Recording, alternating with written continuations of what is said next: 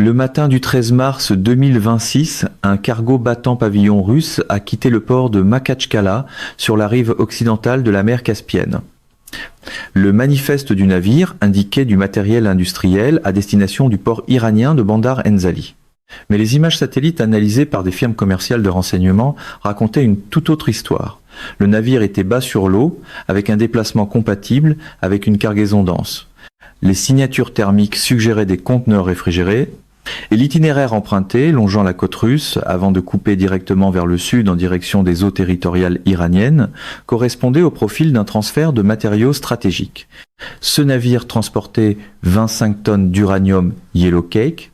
C'est assez de matières premières pour produire du combustible de qualité militaire pour 2 dispositifs nucléaires, et il n'y a rien que les États-Unis ou Israël puissent faire pour l'arrêter. Voici ce qu'il faut comprendre au sujet de l'uranium Yellowcake. Le Yellowcake est un concentré d'oxyde d'uranium, le produit raffiné extrait du minerai d'uranium après l'exploitation minière et le broyage. Il tire son nom de sa couleur, une poudre jaune terne, même si les lots industriels paraissent souvent plus proches du brun ou du noir selon les impuretés. Sur le plan chimique, il est désigné U3O8, un mélange d'oxyde d'uranium dont la teneur en uranium est d'environ 80% en poids. Le Yellowcake n'est pas une matière de qualité militaire, il ne peut pas alimenter un réacteur, il ne peut pas exploser. Mais c'est la matière première essentielle pour chaque étape suivante du cycle du combustible nucléaire. Pour produire du combustible de réacteur, le Yellowcake est converti en gaz d'hexafluorure d'uranium, puis envoyé dans des milliers de centrifugeuses qui séparent les isotopes plus légers d'uranium 235 des isotopes plus lourds d'uranium 238. L'uranium naturel, tel qu'il existe dans le Yellowcake, ne contient que 0,7% d'uranium 235, l'isotope nécessaire à une fission nucléaire soutenue. Enrichir cette concentration à 3 à 5% produit de l'uranium faiblement enrichi, adapté aux réacteurs civils de production d'électricité. Enrichir davantage jusqu'à 20% donne une matière utilisée dans les réacteurs de recherche et la production d'isotopes médicaux. Dépasser 60 pour s'en fait entrer dans le domaine de l'uranium hautement enrichi, avec des applications militaires. Et franchir 90% donne une matière de qualité militaire capable de soutenir la réaction en chaîne rapide et incontrôlée nécessaire à une explosion nucléaire. Le 11 mars 2026, l'Agence internationale de l'énergie atomique a confirmé que l'Iran avait produit de l'uranium enrichi à 90% de pureté à l'installation de Fordo. Cette détection représentait la première production confirmée de matière de qualité militaire dans l'histoire de l'Iran. Elle exposait aussi une vulnérabilité critique du programme nucléaire iranien. La capacité d'enrichissement ne signifie rien sans matière première. Les opérations minières nationales de l'Iran, principalement aux mines de Chine et de Sagande, ne produisent qu'un volume annuel limité. Les sanctions occidentales ont coupé l'accès de l'Iran aux marchés internationaux de l'uranium et 9 jours de frappes aériennes implacables dans le cadre de l'opération Epic Fury ont endommagé des infrastructures clés partout au pays. L'Iran avait besoin d'un réapprovisionnement et la Russie vient de le lui fournir. Le cargo qui a quitté Makhachkala le 13 mars était le MV Volga Trader, un navire de charge générale de 4,200 tonnes enregistré à Astrakhan et exploité par une filiale de Rosatom, la société d'État russe de l'énergie nucléaire. Le système d'identification automatique du navire a transmis sa position en continu jusqu'à son entrée dans les eaux territoriales iraniennes. À ce moment-là, le signal AIS s'est éteint. Des opérateurs commerciaux de satellites ont suivi visuellement le navire. Dans la soirée du 14 mars, le Volga Trader avait accosté à Bandar Enzali, le principal port iranien de la Caspienne, situé à environ 250 km au nord-ouest de Téhéran. Les opérations de déchargement ont commencé immédiatement. L'imagerie thermique n'a détecté aucune signature de chaleur importante, ce qui excluait la présence de combustible usé hautement radioactif ou de matière enrichie. C'était attendu.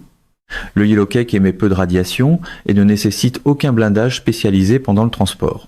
Ce que les satellites ont toutefois détecté, c'est l'arrivée d'un convoi de camions lourds, compatible avec le type de véhicule utilisé par l'organisation iranienne de l'énergie atomique pour les transferts de matériaux stratégiques. Au matin du 15 mars, les camions avaient quitté Bandar Enzali. Ils se dirigeaient vers le sud-est, en direction de la ville de Qazvin, sur une route menant directement aux installations d'enrichissement de Natanz et de Fordo. Restez avec moi. L'ampleur de ce qui vient de se produire devient claire lorsqu'on calcule combien de matières de qualité militaire 25 tonnes de yellow cake peuvent produire. Avec une teneur d'environ 80% d'uranium en poids, le yellow cake livré par le Volga représente environ 20 tonnes d'uranium réel pour l'Iran. Cet uranium, à l'état naturel, contient 0,7% d'uranium, 235, l'isotope fissile.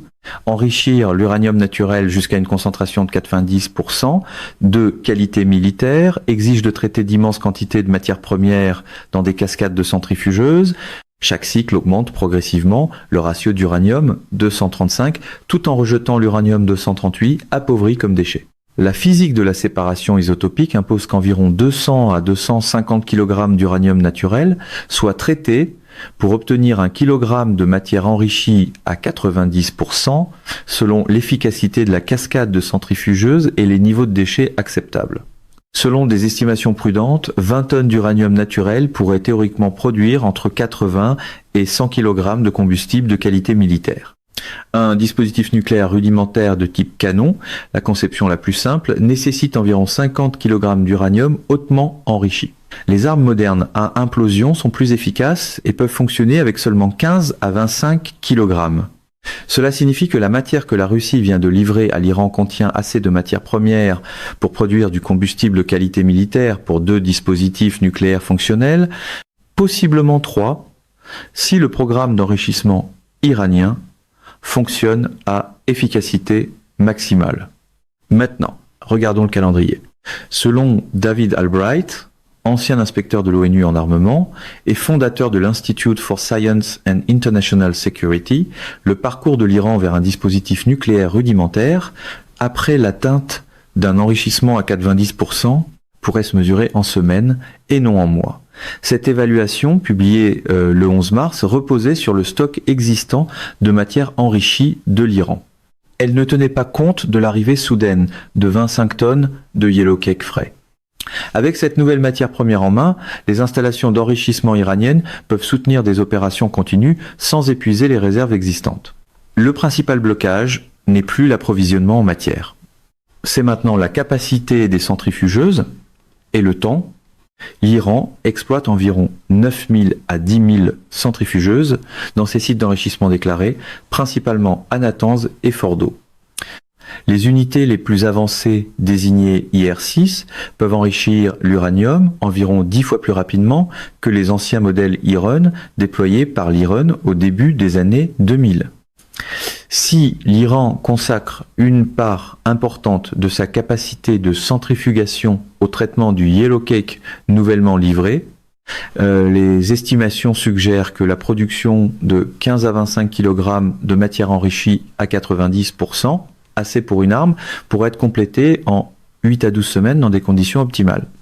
Ce calendrier suppose qu'il n'y aura pas d'autres perturbations causées par des frappes aériennes, pas de panne d'équipement et un accès stable à l'électricité. Ce sont toutes des hypothèses importantes compte tenu du conflit en cours. C'est ici que l'histoire devient une crise géopolitique qui dépasse largement les détails techniques de l'enrichissement de l'uranium. Le Volga Trader ne s'est pas glissé dans les eaux iraniennes à la faveur de la nuit. Il a transmis sa position ouvertement, a navigué par des voies maritimes internationales et a accosté dans un port commercial en plein jour. La Russie n'a fait aucun effort pour dissimuler l'expédition. Ce choix était délibéré. C'était un message. Le message est simple. La Russie fournira à l'Iran tous les matériaux stratégiques nécessaires pour soutenir son programme nucléaire. Et il n'y a rien que les États-Unis ou Israël puissent faire pour l'arrêter sans déclencher une confrontation directe avec une superpuissance dotée de l'arme nucléaire. La mer Caspienne est une étendue d'eau fermée bordée par 5 pays, la Russie, l'Iran, le Kazakhstan, le Turkménistan et l'Azerbaïdjan. Aucun navire de guerre de l'OTAN n'opère dans la Caspienne. Les États-Unis n'y ont aucune présence navale. Toute tentative d'intercepter des cargos russes dans les eaux de la Caspienne exigerait soit le déploiement de forces d'opération spéciales en territoire russe ou iranien, soit la persuasion d'un des 3 États caspiens neutres d'agir au nom de l'Amérique. Aucune de ces options n'est viable politiquement ou militairement. Même si les États-Unis pouvaient intercepter l'expédition, l'acte d'arraisonner un navire battant pavillon russe, transportant des matériaux d'une société d'État russe, constituerait un acte de guerre en vertu du droit maritime international. Le ministre russe des Affaires étrangères, Sergei Lavrov, a déclaré publiquement le 10 mars, 3 jours avant le départ du Volga Trader, que la Russie considère sa coopération nucléaire civile avec l'Iran comme pleinement conforme au droit international et que toute ingérence visant la navigation russe recevrait une réponse appropriée. Cette formulation est un code diplomatique pour parler de représailles. De plus, les expéditions d'uranium par la Caspienne sont presque impossibles à suivre en temps réel, la couverture satellite est intermittente, les signaux EIS peuvent être désactivés, les manifestes de cargaison peuvent être falsifiés. Et même si les agences de renseignement occidentales détectent une expédition suspecte, confirmer son contenu exige une inspection physique, ce qui, comme établi, n'est pas une option. Le Volga Trader peut être la première livraison documentée de Yellow Cake depuis le début de la guerre, très probablement c'est pas la seule. Les motivations de la Russie sont claires, Moscou a passé 2 ans à bâtir une coalition de résistance contre les sanctions et la pression militaire occidentale. L'Iran est la pièce maîtresse de cette coalition au Moyen-Orient. Fournir de l'uranium à l'Iran sert plusieurs objectifs stratégiques. Premièrement, cela garantit que le programme nucléaire iranien, et par extension son levier contre les États-Unis et Israël, demeure viable malgré la campagne aérienne en cours. Deuxièmement, cela démontre aux autres nations de la sphère d'influence russe que Moscou soutiendra ses partenaires, même sous pression extrême. Troisièmement, cela complique la planification militaire américaine en forçant Washington à tenir compte de la possibilité d'un Iran doté de l'arme nucléaire dans quelques mois, et non dans quelques années. La Chine est restée publiquement silencieuse sur les expéditions d'uranium, mais le calcul de Pékin s'aligne sur celui de Moscou. Un Iran capable de produire une arme nucléaire modifie l'équilibre des forces dans le Golfe Persique, réduit la liberté d'action américaine dans la région et garantit que le détroit d'Ormuz, par lequel transite 20% de l'approvisionnement pétrolier mondial, demeure un point d'étranglement contesté indéfiniment. Les pétroliers battant pavillon chinois continuent de traverser le détroit malgré la fermeture déclarée de l'Iran aux navires occidentaux. Les compagnies maritimes d'État chinoises ont augmenté leurs opérations en mer Caspienne de 40% depuis février, selon les données de suivi maritime. Ce n'est pas une coïncidence. Restez avec moi, parce que la réalité opérationnelle de la façon dont cet uranium sera traité révèle tout sur la prochaine direction de cette guerre. Le Yellow Cake livré par le Volga ne peut pas être enrichi sous sa forme actuelle. Il doit d'abord être converti en hexafluorure d'uranium, un composé gazeux qui peut être introduit dans des cascades de centrifugeuses. L'Iran exploite une installation de conversion à Ispahan, à environ 340 km au sud de Téhéran. Cette installation a été frappée 2 fois durant la première semaine de l'opération Epic Fury, le 1er mars, puis de nouveau le 4 mars.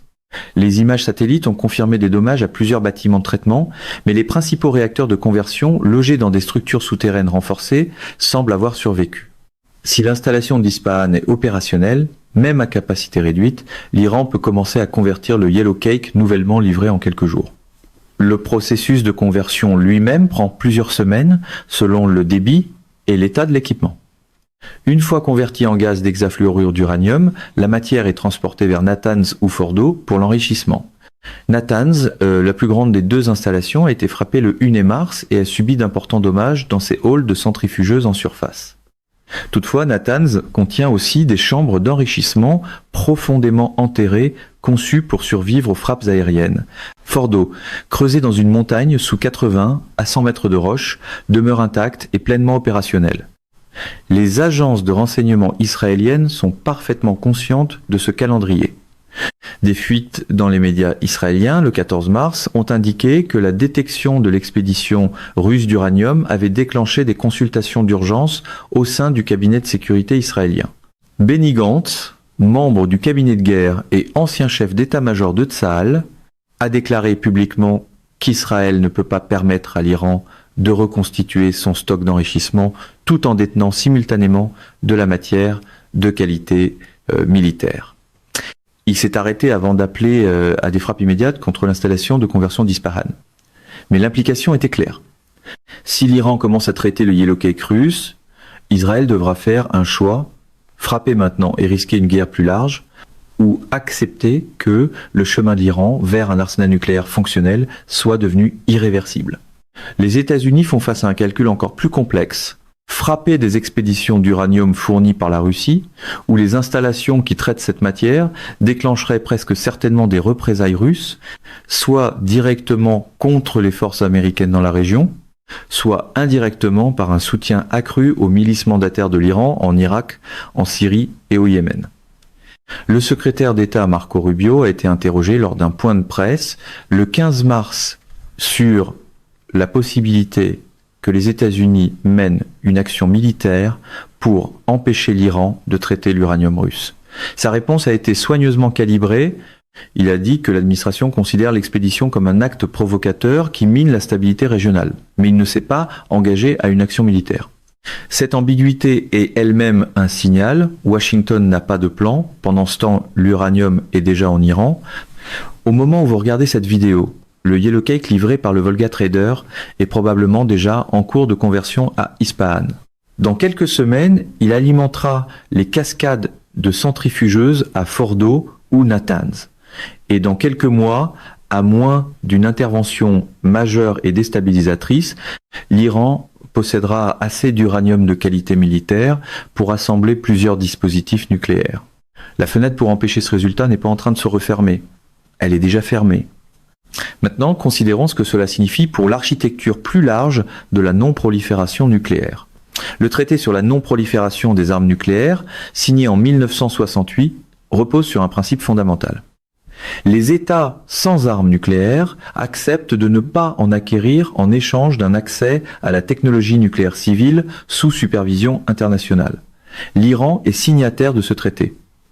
La Russie n'est pas seulement signataire, elle est aussi l'un des 5 États dotés d'armes nucléaires reconnus par le traité, avec des responsabilités particulières pour empêcher la prolifération. En fournissant de l'uranium à un État qui enrichit activement à des niveaux de qualité militaire, la Russie ne viole pas seulement l'esprit du traité sur la non-prolifération. Elle démantèle en temps réel la structure d'application du traité. L'Agence internationale de l'énergie atomique, l'organisme international responsable de vérifier le respect du traité sur la non-prolifération, a été systématiquement mise à l'écart. Les inspecteurs ont été évacués des sites iraniens dans les premiers jours de l'opération Epic Fury. Les équipements de surveillance ont été désactivés ou détruits par des frappes aériennes. Et même si les inspecteurs étaient autorisés à revenir, ils n'auraient aucun moyen de vérifier l'origine de l'uranium traité dans les installations iraniennes. Le Yellow Cake russe et l'uranium extrait localement par l'Iran deviennent chimiquement indiscernables une fois convertis et enrichis. La chaîne de traçabilité a été rompue. La vérification est impossible. D'autres pays observent. L'Arabie Saoudite a déclaré publiquement qu'elle poursuivrait sa propre capacité nucléaire si l'Iran acquérait une bombe. La Turquie a relancé les discussions sur le développement d'un cycle du combustible nucléaire indépendant. L'Égypte, qui exploite un petit réacteur de recherche, a discrètement repris des discussions avec la Russie pour élargir son infrastructure nucléaire. Le Moyen-Orient ne se dirige pas vers un face-à-face nucléaire entre deux États. Il se dirige vers une cascade de prolifération qui pourrait placer des matériaux nucléaires entre les mains d'une douzaine de gouvernements d'ici une décennie. Le 13 mars 2026, un cargo russe a quitté Makhachkala avec 25 tonnes d'uranium Yellow Cake. Le navire a accosté au port iranien de Bandar Enzali le 14 mars. Les images satellites ont confirmé l'arrivée de camions lourds compatibles avec des véhicules de transport de l'Organisation de l'énergie atomique.